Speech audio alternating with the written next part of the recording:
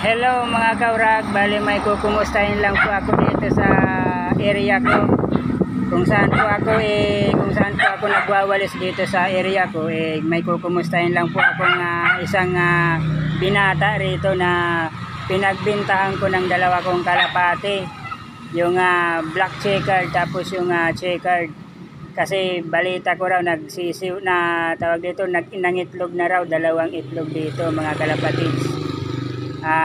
Bali pagwalis ko kasi yung lugar niya nandito lang sa tabi ng kalye, yung inuupahan nilang tawag dito, inuupahan nilang bahay. Bali ginawa nila yung vulcanization para may income naman daw sila habang nag-uupa sila, nag-aarkila sila dito sa bahay nung may-ari nitong bahay. Kaya ito, kukumustahin naman natin kasi yung bata kasi rito gusto mag-alaga ng kalapati. Bali pinagbentahan ko ng dalawang kalapati. Kumustahin naman natin kung ilan ba yung presyo yung binenta kong kalapati. Yung binigay sa akin ni Alphamore, bali binenta ko na lang kasi ayaw ko nung mga black checkered yung mga dark color. Kaya kumustahin naman natin. Puntahan natin mga kalapatids. Wala, nandito Nandito daw yung yung kulungan niya Sisilipin ko lang mga kalapatids. Ito yung aso nila nakabantay dito sa kalapati. Ito nga pala yung nasisilip naman dito, ayun Ayun yung babae ata yan Yan. Tapos yung lalaki, ayun. Yun, nasa baba, ayun nasa baba Yun, naglililim yung babae. Dalawa na daw yan Dalawang itlog na. Nandyan yung itlog Hindi kasi makita rito Yan may itlog yan Dalawa yan Yun yung isa nakausli. Yan yun ang mga asawa Yan. Bali bininta ko po sa kanila mga kalapatids kasi gusto raw mag-alaga yung ito si Boy Boy. Tinaya si Boy yung nag-vulcanize. Ito, bilib ako dito sa batang ito kasi marunong to mag-vulcanize Tapos Boy, tatanungin lang kita, magkano ba yung bininta ko sa yung kalapate, yung isang piraso? 50 pesos. Bali dalawa yun mga kalapatis. Bali 100 lang po yun mga kalapatis, bininta ko sa kanya. Kasi yung kapatid daw niya gusto mag-alaga ng kalapate. Kaya bininta ko sa kanya ng mura lang, 2 piraso, 100. Tapos ngayon may itlog na, dalawa na Boy. Dalawa na yung itlog mga kalapatids. Naunahan pa ako nito magpa-itlog mga kalapatids.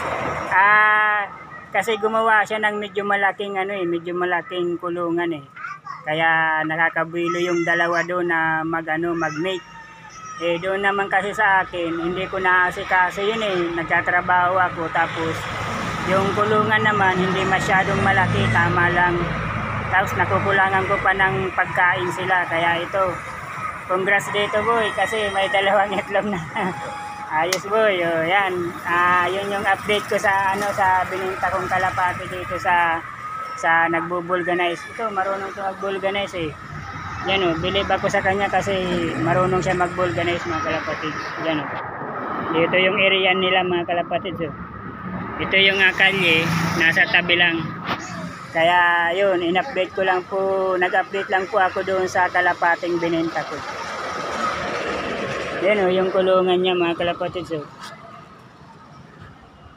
Yan medyo lang kasi, medyo natatakpan ng mga sako, tapos maraming mga bagay na nakapaligid sa kulungan. Ito yung kulungan niya, steel matting. Yan, medyo malawak-lawak yan mga kalapatids Meron pang isang rito, isang ugadan dito. Kaya yun yung lalaki ata yung tapos ito naman yung isa.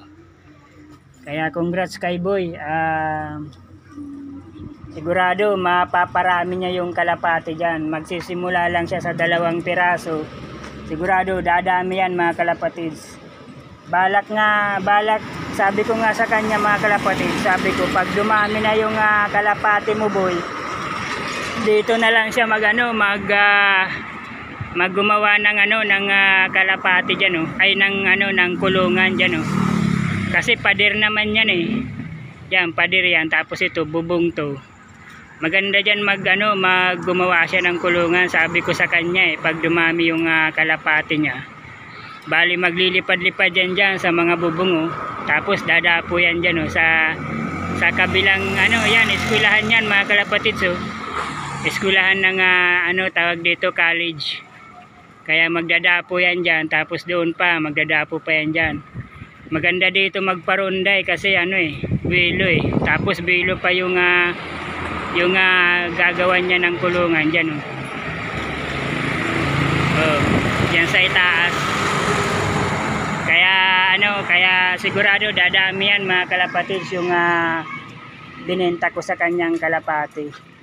Congrats kay boy kasi sigurado dadami yan mga kalapatids. Baka medyo malaki na yung sisiw, medyo 2 months na. 2 months na, pwede na naman yan mangitlog. Kasi sabi ko sa kanya. Kasi nag-aalaga din daw siya ng kalapati noon nung nakatira pa siya sa Concepcion, doon sa Barangay Concepcion, malapit lang yan dito sa area ko dito sa barangay Barangay Peña Francia. Doon nakatira dati siya sa Concepcion marami din daw siyang kalapati noon nung nagsisimula pa lang siya, siguro bata pa lang siya, siguro mga 9 years old, mga ganun. Kasi ito si boy nasa tingin ko nasa na to nasa pwedeng mga 16 na ata to or mga 15, mga ganun. Tapos nagtigil daw siya magkalapati kasi nga kumbaga binibenta nila, tapos kumbaga hindi pa niya masyadong na yung pag-aalaga, wala pa siyang alam masyado kung paano ba pag-aalaga, kung tawag dito, kung mapapamahal ba sa kanya yung pag-aalaga, ganun, parang ganun, kumbaga hindi pa niya alam. Pero ngayon na medyo na siya, binata na siya mga kalapatid, sigurado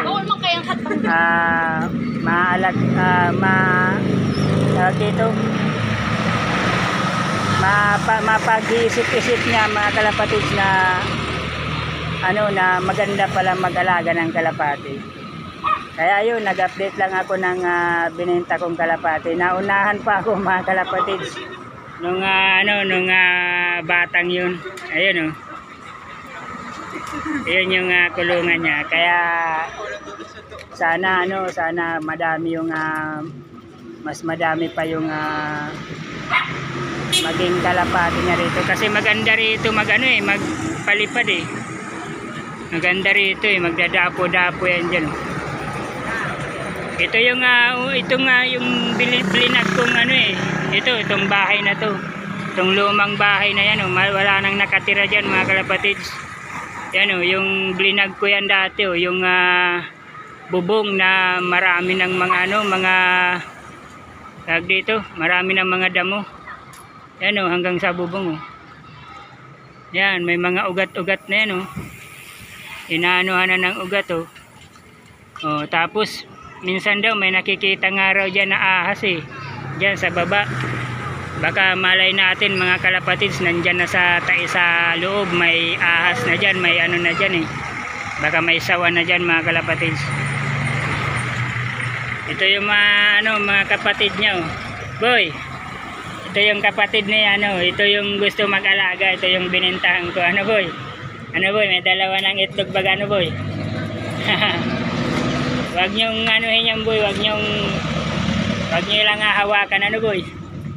Sigurado boy, dadami yan boy. Apir tayo boy. Yan. Kaya hanggang dito muna yung vlog ko mga kalapatids.